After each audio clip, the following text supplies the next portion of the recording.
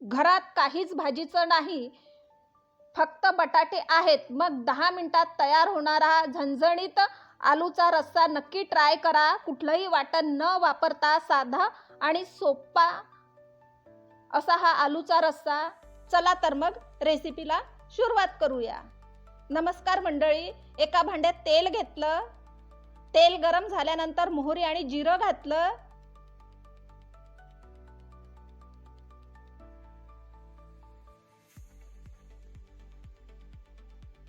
मोहरी जिरं तडतडल्यानंतर कढीपत्ता घातला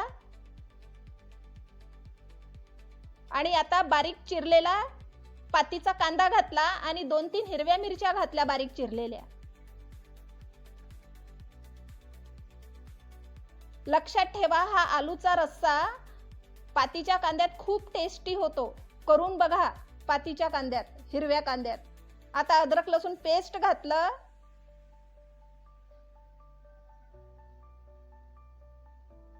छान फ्राय केलं अद्रक लसूण पेस्ट आणि थोडी कोथिंबीर घातली. ही पण छान परतून घेतलं.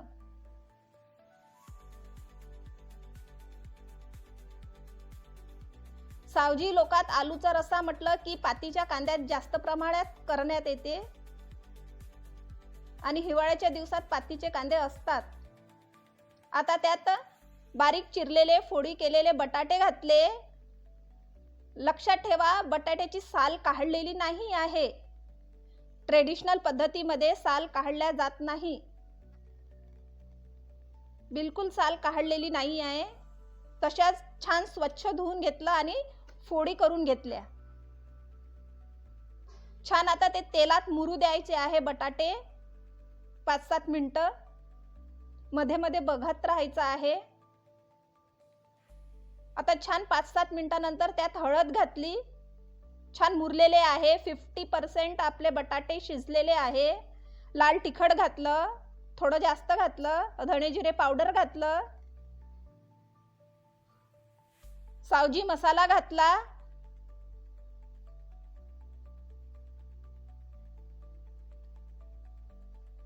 चिमूटभर आमचूर पावडर घातलं आणि चवीपुरतं मीठ घातलं.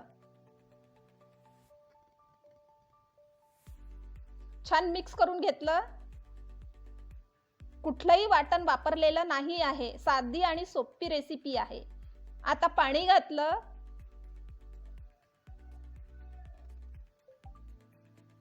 आणि गोडा मसाला घातला.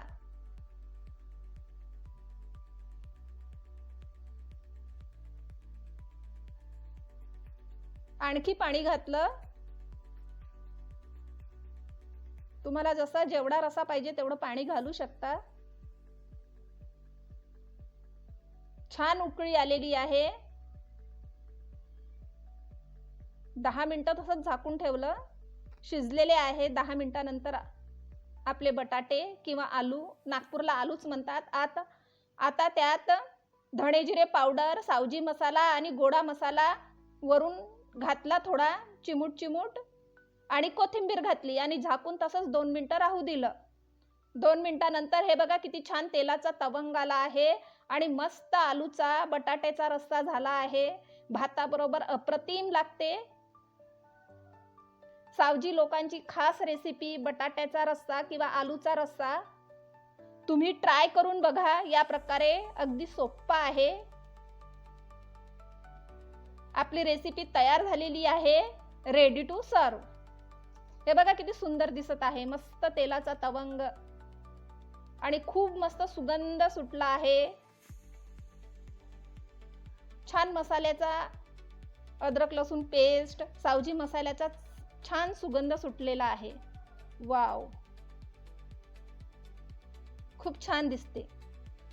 भाताबरोबर खूप छान लागतं. पोळी बरोबर पण छान लागतं. पण आलूचा रस्सा आणि भात खूप टेस्टी लागतं.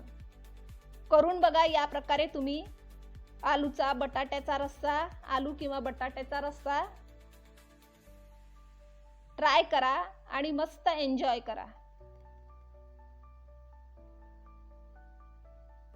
भाजी करायचा कंटाळा आला तर असा रस्सा करून बघा.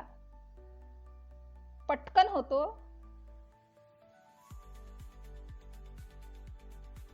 मस्त, बढिया.